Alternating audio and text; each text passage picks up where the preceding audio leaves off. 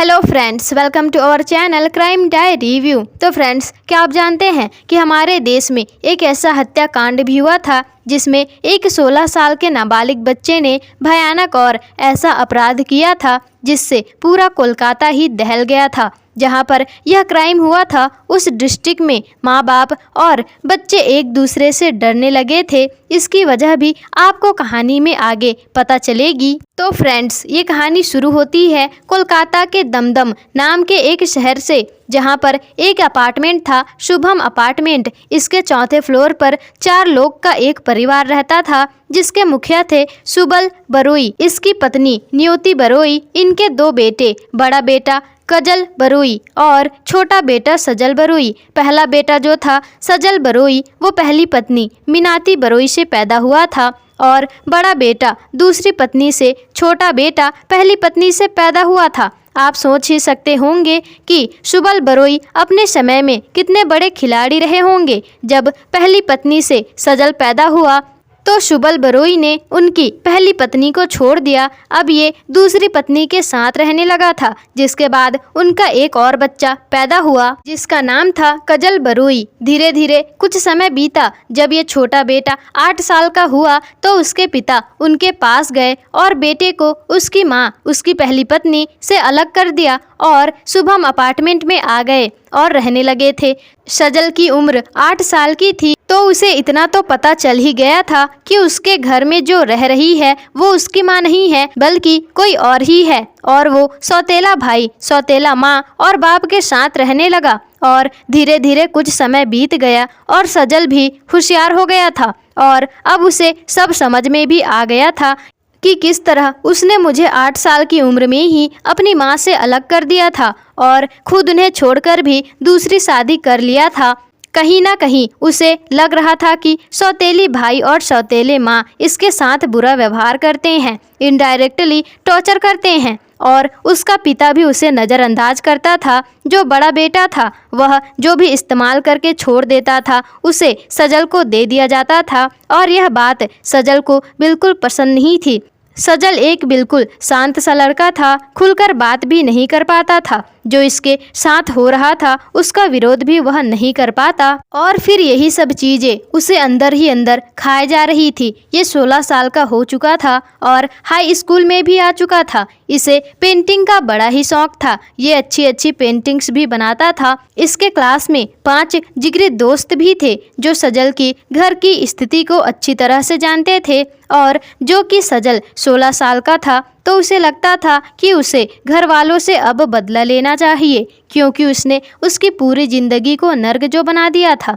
मेरा बचपन पूरा छीन लिया था, मेरी माँ का अधिकार छीना था। यह बात उसे हमेशा सताती ही रही थी। इस बारे में उसने अपने दोस्तों को भी बताया कि तो उन्होंने भी उसका साथ देने की बात कही। सजल का कहना ये भी था कि वो लोग मुझे जलते हुए सिगरेट और जलते हुए आयरन से मुझे जलाते हैं। उसका ये भी कहना था कि सौतेली माँ और सौतेला भाई अगर रास्ते से हट जाएंगे तो सारी जायदाद मुझे मिल जाएगी और फिर ये अपनी माँ के साथ खुशी खुशी रह पाएगा। यही सब लालच और बदले की आग ने सजल के मन में भयानक प्लान ला दिया, और सजल ने ये ठान लिया था कि अब वो किसी को भी नहीं छोड़ेगा। और फिर उसका प्लान भी तैयार हो गया था। सजल के साथ 5 लोग थे। मौत का तारीख उन्होंने चुन लिया था और ये था 2 नवंबर 1993। इस दिन सजल की उम्र 16 साल 11 महीने 7 दिन की थी। दोपहर को ये बाजार जाते हैं,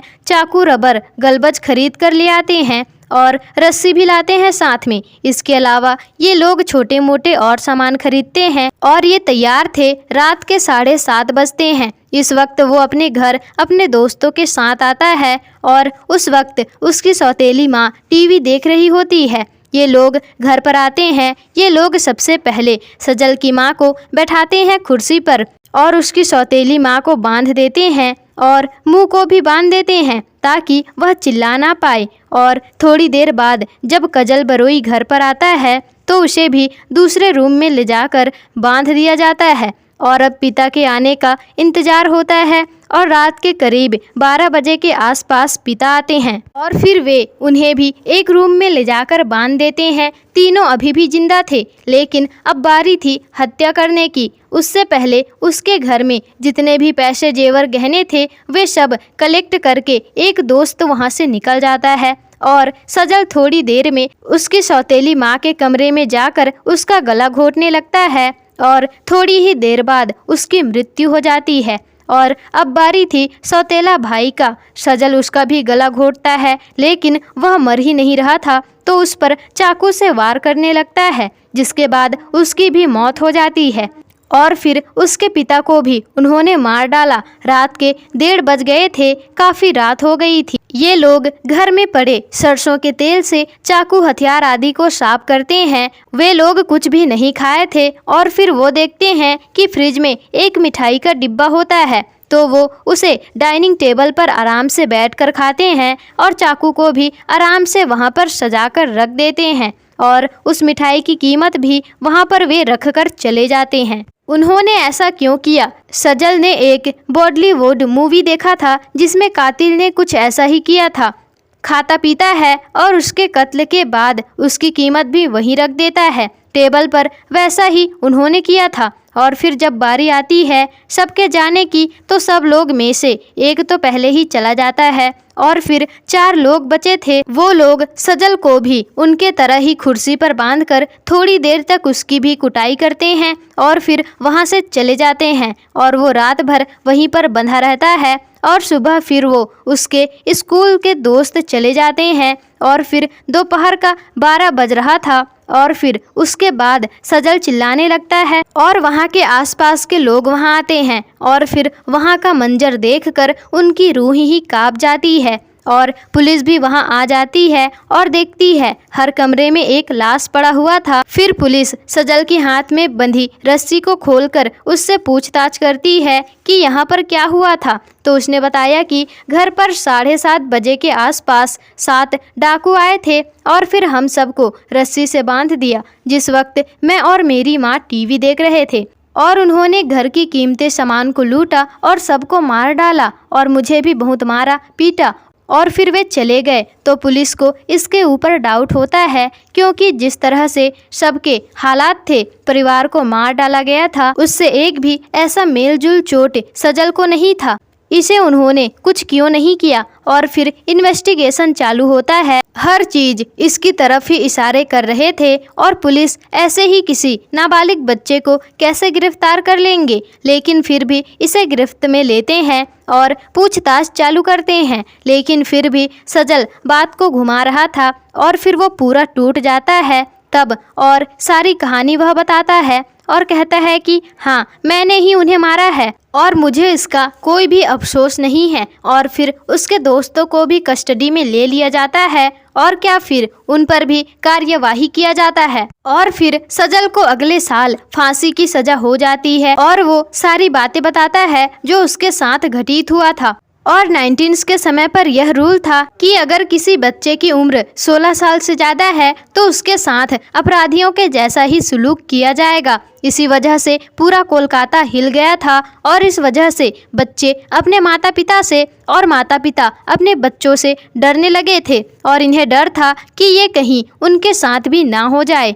और फिर बच्चों को कहीं और पढ़ाई लिखाई के लिए भेज दिया जाता था और फिर यह केस कोलकाता में चला गया और फिर उसे उम्र कैद की सज़ा मिली। फिर सेंट्रल जेल में उसे भेज दिया गया और उसने एक दिन बहाना बनाया कि उसके किडनी में दर्द हो रहा है और फिर उसे कोलकाता के हॉस्पिटल में शिफ्ट करवाया गया और उसने अपने दोस्तों के साथ शराब का इंतजाम भी करवाया और वहाँ पर बैठे 2 हवलदारों को भी दिया और वो लोग बेहोश हो गए क्योंकि सजल ने उसमें बेहोशी की दवा मिलाया था। और जब बाद में ये पता चला कि सजल ने इनके साथ कई बार पार्टी भी किया था और इन 2 हवलदारों का दिल जीत लिया था और लास्ट बार आखिरी बार 15 सितंबर को इनसे ऐसा करके यह फरार हो गया था और फिर यह मुंबई आ जाता है और एक लड़की से शादी भी कर लेता है। उसके बाद 1 से 2 साल बिताकर वह फिर से कोलकाता आ जाता है और वहां पर आकर आसनसोल के किसी रिश्तेदार के यहाँ छोड़ दिया था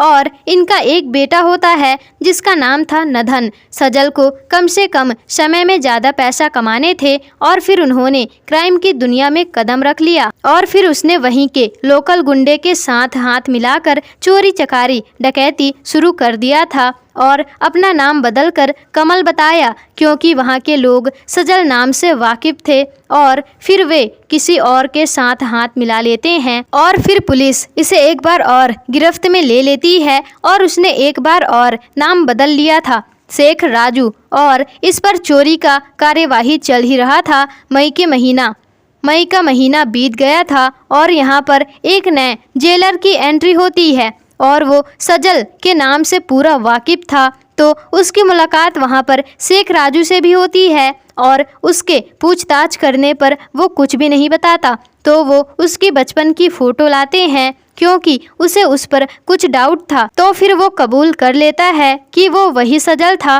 और वहाँ पर उसका 15 साल बीत गया। उसके दौरान वो अच्छी अच्छी पेंटिंग भी बनाता था और पुलिस लोग उसके इस आर्ट की कदर भी करते थे और उसकी पेंटिंग जेल में भी लगाई गई थी। तो फिर उसे 29 जून 2010 को जमानत दे दी जाती है क्योंकि 1993 से लेकर वो पुलिस के कस्टडी में ही था और फिर उसे छोड़ दिया जाता है। तो फ्रेंड्स, आज की कहानी यहीं पर ख़त्म होती है। तो आपको क्या लगता है कि सजल को मौत की सज़ा या फिर उम्र कैद की सज़ा करना चाहिए था? आपकी राय कमेंट में ज़रूर बताइएगा और चैनल को सब्सक्राइब भी ज़रूर करें।